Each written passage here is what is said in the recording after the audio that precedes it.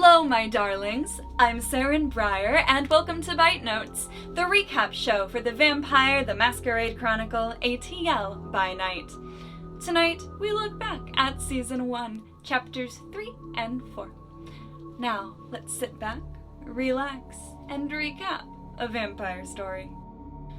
Chapter 3, 9 Lives. We pick up a few days later.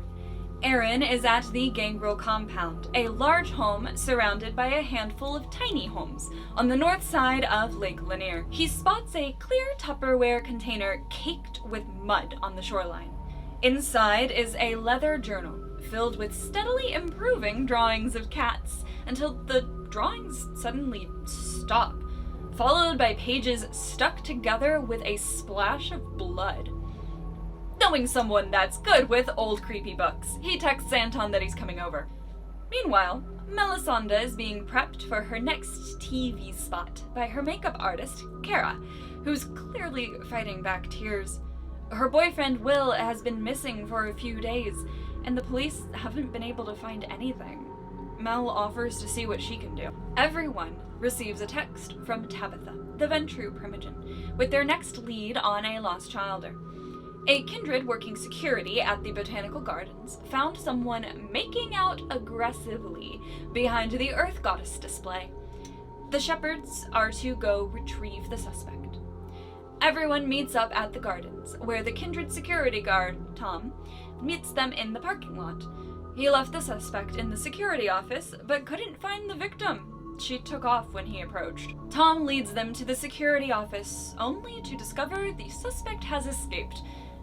The door locked from the inside, so when Tom went to flag down the coterie, the guy was able to just walk out. The perimeter of the gardens is pretty secure though, so he's probably still here somewhere. Thomasina finds someone hiding in the greenhouse and makes enough racket that the rest of them can surround it. Anton uses corrosive vitae to melt the lock. Aaron activates Silence of Death, and they both move in. Their target is crouched down behind some plants, facing away from the entrance, but he's not hiding very well. Aaron drops Silence of Death and approaches the man, assuring him that he just wants to make sure that everything's okay. Aaron talks to him and learns that his name is Stefan Perfetto. He was embraced about 20 years ago and isn't connected to other vampires in any way. He just woke up like this after he was mugged. Stefan has a wife and 2 children. He hasn't told his wife anything, but his daughter might have pieced some things together. After talking to Aaron, Stefan agrees to come with the coterie. He allows Anton to do Taste of Blood on him, and Anton discovers that Stefan is an 11th generation Toreador. They deliver Stefan to Olivia and reconvene at the Athenaeum. Thomasina thinks their job collecting Lost Childer has been too easy so far, and Anton and Mel believe they might still be getting tested. Aaron asks Thomasina if, as the superintendent, she eats children. Aaron, it's an honest question. She's not answering. Well, whose children? So you're the superintendent. Yeah. I guess a better question for everybody is, how do we feed? And whose children do you think I eat? I would assume... ethics would say the bad children? Oh. Now, would you call our kind bad, Aaron? Yes. Oh, well, in that case. She doesn't. She only feeds off of other kindred. Melisande feeds off lobbyists, pundits, and her groupies, and Aaron and sometimes Anton drink from bags. Aaron shows Anton the journal he found at the lake. Anton finds some scribbles inside the binding. He uses a magnifying glass to read it. It says, "They're coming. I'm scared. I've been here so long, I don't know how long I'll last." And on the bloody page, "They're coming. This is it." He thinks this might be more of a police matter and gives it back to Aaron. Melisonde texts a friend at the Georgia Bureau of Investigation about missing persons near Lake Lanier and discovers that a gun was recently found and tied to a missing woman named Cecily Buisse. The gun is too old and money to get any prints off of. Aaron decides to go to the police station and look for more information. Mel asks if he can look into Kara's missing boyfriend, Will, as well. At the station, Aaron pulls Cecily Buisse's cold case file and Will's missing persons file with the help of his friend and co-worker Patrick. Cecily was last seen around Lake Lanier about 19 years ago, but there was never a body or a crime scene. She had received a text message that read, "Run," shortly before she disappeared. The number wasn't connected to anyone, and Aaron copies it down. Will's file is sparse. His girlfriend reported him missing after he didn't come back from a work trip, and his phone stopped pinging any towers while still inside Atlanta. Aaron returns to the Athenaeum and shares the information he discovered. He thinks that Cecily is probably a human case, but if it's not, maybe the warning came from someone connected to the Sabbat. He wants to call the number, and Mel suggests he use the phone at the Thai place across the street. You need something? Yeah, I need to make a phone call. Oh, yeah, that one right there. Thank you so much. Okay. I'll pick it up. I'll look at the number on the note. And I'll give it a ring. Okay. Phone number rings. It rings. It rings. And it rings. And then you hear the click of it answering. Who is it? Who the fuck is this?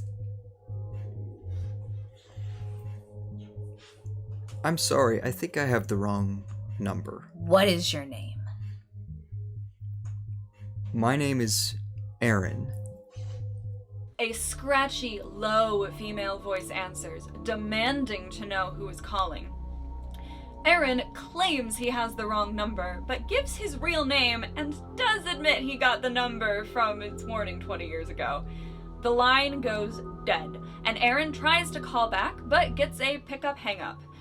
Aaron is telling the coterie about the call when his blue phone lights up with a call from Denise Forrest, the Gangrel Primogen. Apparently, the number was the home phone of Dot Matrix herself. Denise tells Aaron to get home now. He leaves immediately, knowing he's in trouble, but is able to inform Mel that the number is Dot's before he drives off. Aaron heads into the main Gangrel home, where Denise is waiting for him upstairs. He tells her about the bloody book, his digging, the 20-year-old cold case, and the phone number. Cecily's name sounds familiar to Denise, but there were a lot of missing persons during the final nights. That's how she got this house. There was a Sabbat raid on the lake so deadly that the lake was covered in bodies. She took control of the lake so the Gangrel could keep an eye on things. Aaron wonders why Dot's number is in a police file, but Denise tells him he'll have to request an audience with her for that. He's definitely in a lot of trouble, but Denise isn't too angry. He is one of her best kids, and he's got a good heart. Meanwhile, Mel rushes Anton and Thomasina back to the Athenaeum and tells them who Aaron called. Anton thinks that this is hilarious, but Thomasina isn't quite as amused. Everyone gets a text containing a date, time, and the location of the 5 Points MARTA station. Chapter 4, Road Rage. It's time for the meeting with Dot. As the coterie arrives at the 5 Points MARTA, they are greeted by Doss, a tall Nosferatu. He leads them down into the bowels of the MARTA tunnels to a large open room piled with old train cars. This is the Nosferatu Haven. The shepherds are led to a set of trains stacked to create a large courtyard, where Dot Matrix is waiting for them. Dot is tall, gaunt, and covered in body mods. Cirrus is sitting next to her. As a reward for Aaron finding her number, their next lost childer will be more challenging. Her name is Sarah Starkman, and her last known location was Six Flags After Hours. Cirrus will be going with them this time. As for Cecily, her name is now Kodak. She's a Nosferatu, and she's doing just fine. Anton rides with Cirrus, who always insists on driving himself, while everyone else is driven by Philip. When they arrive at Six Flags, Cirrus opens a concealed compartment in the bed of his truck and loads himself up with, like, 3 guns. Thomasina has never been to a Six Flags, and it's obvious that Cirrus hasn't either. The difference between them is, Thomasina wants to try riding a roller coaster, while Cirrus climbs to the top of the tallest one and uses a sniper rifle to scan the park for movement. Aaron and Melisande work the controls so Thomasina can ride Superman, while Anton checks the water park. Right. As she is riding, I'm keeping an eye peeled. I'm kind of letting Aaron make sure that the car gets back into its place like it needs to, and, you know, the ride is very short. While I'm up there, Uh-huh. is there anything I catch? Nothing It's that you quiet. see. It's quiet. Nobody Quick. nobody is running to you guys making this kind of noise. But you do There's- get a lovely view of the city. And there's nothing like down below, like in the pit underneath or anything like that? Nope. Okay. I will also trigger Sense the Unseen. Okay. As I'm looking, get pretty confident that just looking through heightened senses, I don't see anything. I'm now going to start looking through Sense the Unseen to see if anybody is obfuscated or if supernatural or anything of such, to see if I can see any of that through my vantage point. Nothing that you can see. Okay. All right, and so the ride comes to an end. You pull in. It does have a moment. It does have a moment where she gets stuck, and I can't seem to figure out which button it is to let the latch go. So Oh my she's just God. It's straight fine. down. It's no, fine. it's fine. We It's got fine. No, this. you're We all got- right. Take your time. This is great. So we're just kind of, and I kind of motion to him and like, we're almost there. It's just good. it's fine. Everything's Fine. right here, and I mean- she's just flat down. Jesus, And then of course I push the button because it is a button that just says like, unlatch or something. It's a very Like easy button to swings down. see. Yeah. Yeah. And then we go to help you. And I get off and I didn't see anything. But did you enjoy the ride though? We should definitely check that other one out just to see if there's a Yep, that's what I cross-reference thought. that we're missing.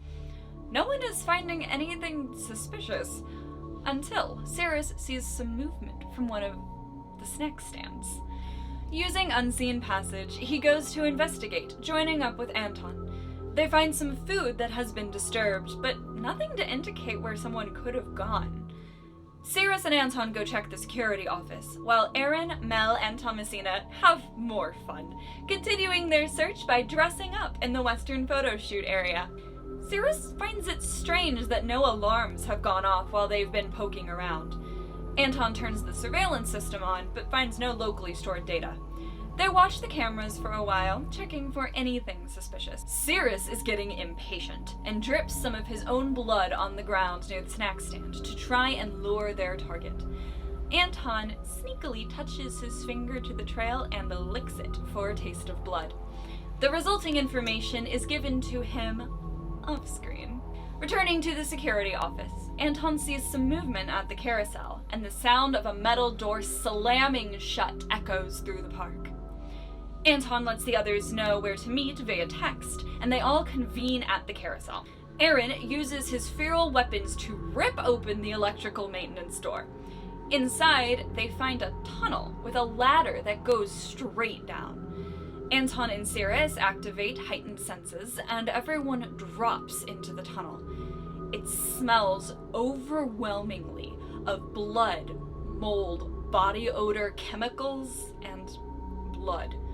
In front of them, the tunnel extends so far they can't see the end. Melisande can tell that the walls were dug manually, grooves in the mud mimicking the shape of fingers. Anton activates Clinging of the Insect, and Cirrus once again activates Unseen Passage. They come to a round, dimly lit room containing a worn couch, small coffee table, a TV, and a lamp. All the wires go up into a tube in the ceiling, and piles and boxes of junk are everywhere. On the other side of the room is a door, and they can tell that this place has been here for quite a while. Anton picks up a scalpel from one of the boxes and begins to move around the room with his hand on the wall. He finds an inconsistency in the mud and scrapes it away, revealing a door. Melisande sees other inconsistencies, and she, Aaron, and Thomasina find a total of 8 doors hidden underneath the layer of mud. All of them are missing handles. 4 down one side, 4 down the other, all with the handles missing. It's just a circle. And as he's grabbing for him, Anton, hold on, wait. I've already pulled. I haven't opened it, but I've pulled. You've dislodged it from Yeah. the mud, but you haven't opened it yet. Yeah. Should we come up with a plan here? There's only 5 of us. There's 8 entrances. These look like they have not been opened in some time because there's mud caked on them, right? Yeah. It looks like with all the recent rainfall we've had, like some of the mud has Got it. sunken a bit, but these doors, the mud that is dry forms the shape of the door, so they've been opened. It's just not too often. Got it. I think we need to know what we're dealing with. And I pull the door open. Okay. I do not pull one of our doors open. I wait and see what happens from his. So yanking the door open, you see a man on the ground, chained to the wall, clearly human, barely alive, but he is still breathing. Open the fucking doors.